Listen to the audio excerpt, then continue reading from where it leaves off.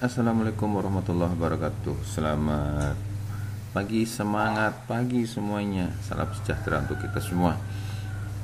Kali ini saya akan menyampaikan sekilas tentang kurikulum merdeka. Bagi anak-anakku semuanya, kurikulum yang digunakan di sekolah di tahun pelajaran 2023-2024 di beberapa sekolah. Di antaranya kurikulum merdeka ini mengacu kepada filosofi dari Ki Hajar Dewantara, di mana pendidikan itu dimaksudkan untuk menuntun segala kekuatan kodrat yang ada pada anak-anak agar mereka dapat mencapai keselamatan dan kebahagiaan yang setinggi-tingginya, baik sebagai manusia maupun sebagai anggota masyarakat. Jadi diharapkan di kurikulum merdeka, sekolah memberdayakan potensi, karakteristik, bakat, dan minat anak-anak semuanya. Kemudian sekolah-sekolah di tahun pelajaran 2023-2024 ini dikelompokkan menjadi 3 kelompok penyelenggara kurikulum merdeka, yaitu pertama adalah sekolah penggerak. Sekolah yang sudah dipilih, ditunjuk, ditetapkan sebagai sekolah penggerak, maka sekolah ini menyelenggarakan kurikulum merdeka. Yang kedua adalah sekolah yang sudah mendaftarkan diri dan sudah ditetapkan sebagai sekolah implementasi kurikulum merdeka mandiri berubah dan implementasi kurikulum merdeka mandiri berbagi. Sedangkan sekolah yang ditetapkan sebagai penyelenggara implementasi kurikulum merdeka mandiri belajar ini masih tetap menggunakan kurikulum 2013 dengan menerapkan sebagian konsep kurikulum merdeka.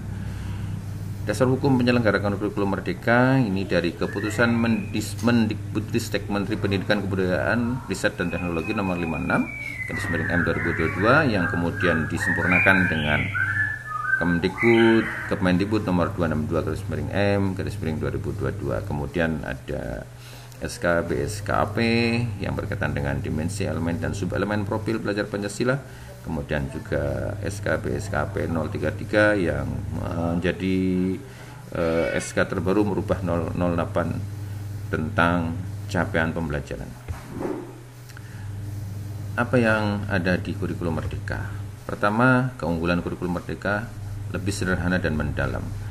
Dikatakan lebih sederhana dan mendalam karena fokus pada materi yang esensial dan pengembangan kompetensi peserta didik pada fasenya.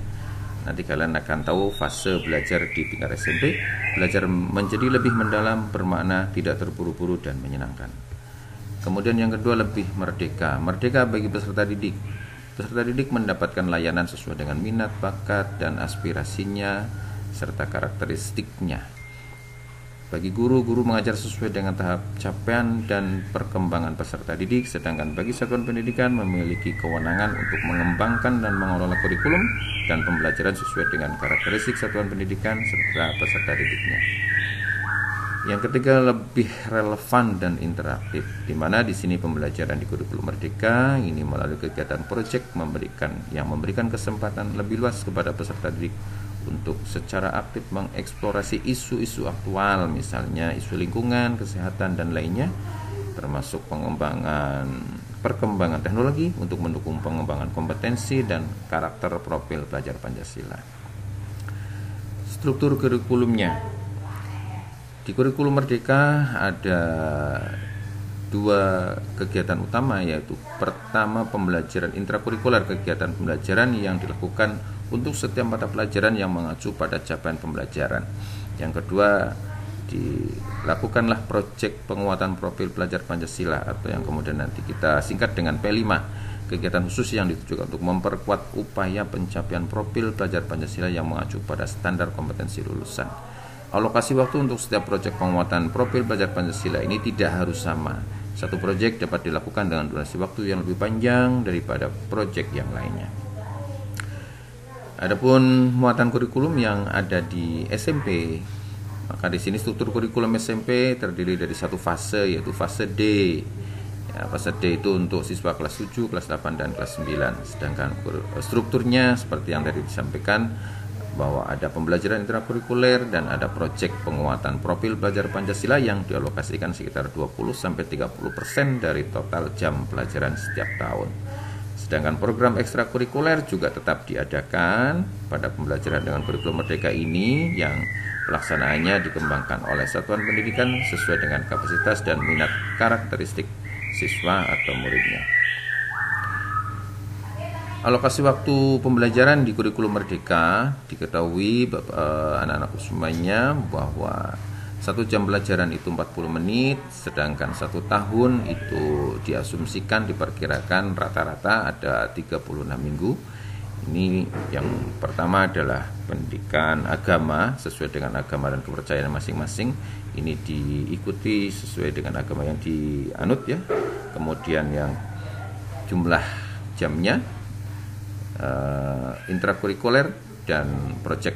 Jadi ada alokasi intrakurikuler 72 jam dalam 1 tahun, sedangkan proyeknya 36 jam 1 tahun. Jadi nanti kalau dibagi dalam 1 minggu itu intrakurikulernya 2 jam, sedangkan proyeknya 1 jam. Pendidikan Pancasila dengan Pancasila 72 jam per tahun ya, sama dengan pendidikan agama. Untuk proyeknya 1 jam per minggunya. Kemudian bahasa Indonesia kalau dihitung 5 jam intrakurikuler, 1 jam proyek. Matematika 4 jam intrakurikuler, 1 jam proyek. IPA 4 jam intrakurikuler, 1 jam proyek. IPS 3 jam intra, 1 jam proyek. Bahasa Inggris 3 jam intra, 1 jam proyek. PJOK 2 jam intra dan 1 jam proyek. Informatika ini adalah mata pelajaran baru yang selama ini kurikulum 2013 tidak ada pelajaran wajib informatika. Ada informatika 2 jam intrakurikuler dan 1 jam proyek. Sedangkan di sini berikutnya ada pelajaran seni dan prakarya yang merupakan mata pelajaran pilihan. Ya, jadi sekolah diminta untuk menyediakan minimal 1 dari mata pelajaran ini dan siswa memilih salah satu di antaranya. Ini jamnya 2 jam intrakurikuler, 1 jam proyek, sehingga jumlah total 29 jam per minggu dan proyeknya 10 jam ya. Belum termasuk muatan lokal yang diberikan kebebasan sekolah menentukan dengan maksimal 2 jam pelajaran.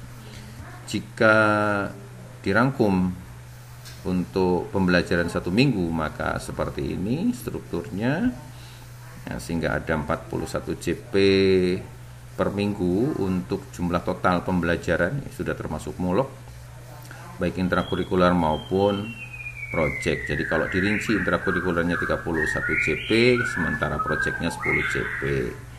Nah, ini untuk pendidikan agama diikuti oleh siswa sesuai dengan agamanya masing-masing. Kemudian terkait dengan profil pelajar Pancasila, pelajar Indonesia merupakan pelajar sepanjang hayat yang kompeten, berkarakter dan berperilaku sesuai nilai-nilai Pancasila. Ada 6 dimensi profil pelajar Pancasila. 6 dimensi ini satu persatu. Yang pertama adalah beriman bertakwa kepada Tuhan Yang Maha Esa dan berakhlak mulia. Yang kedua berkebinekaan global. Yang ketiga gotong royong. Yang keempat kreatif, yang kelima bernalar kritis, dan yang keenam mandiri. Kemudian dari masing-masing dimensi profil pelajar Pancasila itu dijabarkan ke dalam elemen-elemen masing-masing dimensi yang bisa dilihat di sini. Untuk beriman dan bertakwa kepada Tuhan Yang Maha Esa dan berakhlak mulia ada 4 elemen. Akhlak beragama, akhlak pribadi, akhlak kepada manusia, akhlak kepada alam, dan akhlak bernegara. Sedangkan berkebinekaan global dijabarkan dalam elemen mengenal dan menghargai budaya, komunikasi dan interaksi antar budaya, represi dan tanggung jawab terhadap pengalaman kebinekaan, serta berkeadilan sosial. Dimensi bergotong royong dijabarkan dalam elemen kolaborasi dan kepedulian. Dimensi kreatif dijabarkan dalam elemen menghasilkan gagasan yang orisinal, menghasilkan karya dan tindakan yang orisinal, memiliki keluasan berpikir dalam mencari alternatif solusi permasalahan. Kemudian dimensi bernalar kritis dijabarkan dalam elemen memperoleh dan memproses informasi dan gagasan, menganalisis dan mengevaluasi penalaran, merefleksi dan mengevaluasi pemikirannya sendiri.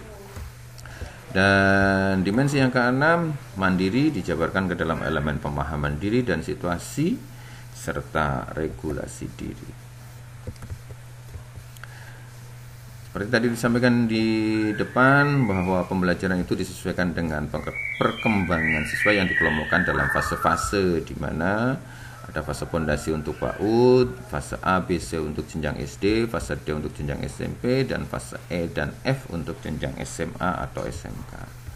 Sedangkan ciri khas pembelajaran di kurikulum Merdeka, pertama mengakomodir keberagaman karakteristik, potensi, bakat, dan minat siswa, menggunakan berbagai sumber belajar seperti media cetak, audiovisual, lingkungan, teknologi informasi, dan alat peraga yang lainnya. Mengintegrasikan literasi dan numerasi pada setiap mata pelajaran, tidak hanya dilakukan pada mata pelajaran bahasa Indonesia dan matematika saja. Kemudian memanfaatkan akun belajar.id dalam penguatan digitalisasi sekolah, sehingga anak-anak sebagai siswa nanti harus mengingat kembali, melihat kembali akun belajar.id yang sudah dimiliki dari sekolah dasarnya masing-masing, atau bagi yang belum memiliki nanti akan minta diproseskan oleh operator sekolah.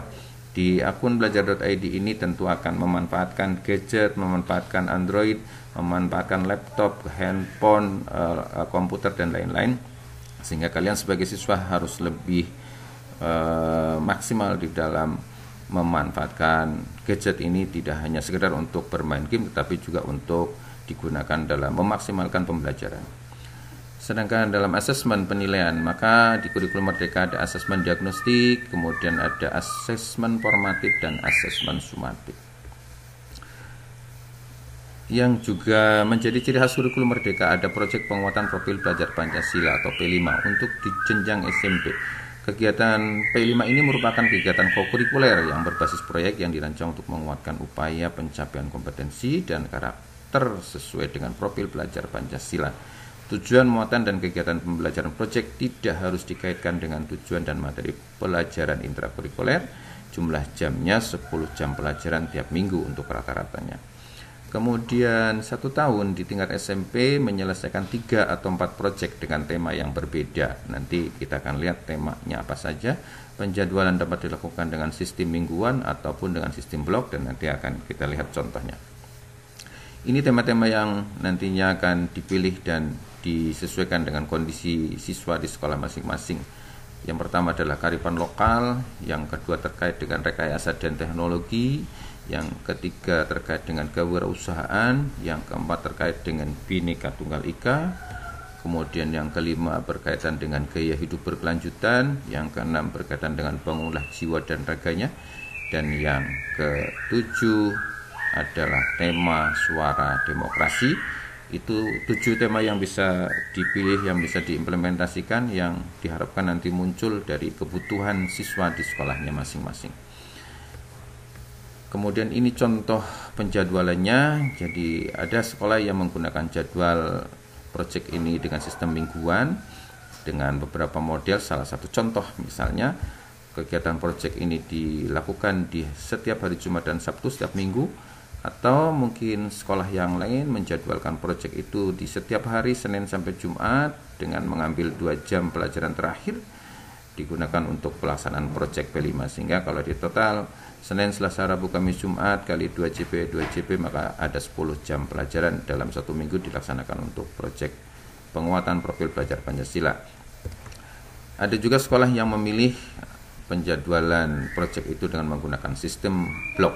Sistem blok ini dilakukan untuk pelaksanaan proyek yang dilaksanakan secara terus-menerus dalam kurun waktu tertentu. Misalnya karena kita lihat misalnya Juli Agustus semester 1, Juli sampai dengan Desember, dengan merinci setiap bulan itu ada 4 minggu. Misalnya proyek 1 diselenggarakan atau dilaksanakan di bulan September minggu ketiga dan keempat. Jadi 2 minggu berturut-turut siswa menyelesaikan proyek 1. Kemudian di bulan November di minggu ketiga dan keempat juga digunakan untuk menyelesaikan proyek kedua. Maka ini disebutnya dengan sistem blok. Jadi 2 minggu berturut-turut full siswa melaksanakan proyek, sementara minggu yang lain di bulan yang lain itu digunakan juga untuk seluruhnya melaksanakan pembelajaran intrakurikuler. Nah, ada model lain misalnya proyek itu diselenggarakan di minggu ketiga setiap bulan, misalnya bulan Agustus minggu ketiga proyek 1 dilanjutkan di bulan September minggu ketiga menyelesaikan proyek 1, bulan Oktober minggu ketiga menyelesaikan proyek 2, dan November melanjutkan lagi minggu ketiga untuk proyek kedua. Nah, untuk minggu-minggu yang lain digunakan untuk pembelajaran intrakurikuler secara penuh. Demikian yang bisa saya sampaikan terkait dengan sekilas tentang kurikulum merdeka. Mudah-mudahan bermanfaat, mudah-mudahan kalian semuanya akan bisa mendapatkan layanan terbaik, mendapatkan layanan pembelajaran sesuai dengan karakteristik dan bakat, minat, serta potensi yang kalian miliki. Terima kasih, mohon maaf